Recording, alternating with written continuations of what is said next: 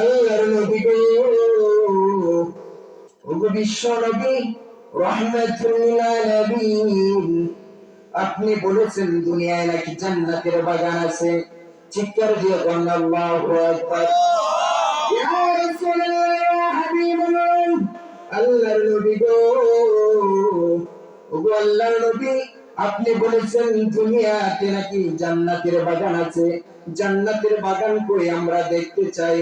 আল্লাহর নবী বলেন, ও আমার সাহাবায়ে কেরাম, যে সমস্ত জায়গায় আল্লাহ রব্বুল আলামিনের কালামুল্লাহ শরীফ থেকে তেলাওয়াত করা হবে, আমি নবী মুহাম্মদুর রাসূলুল্লাহ সাল্লাল্লাহু আলাইহি সাল্লামের হাদিস বর্ণনা হবে, ওই জায়গাটাকে আল্লাহ পাক রব্বুল আলামিন জান্নাতের বাগিচায় পরিণত করে দেয়।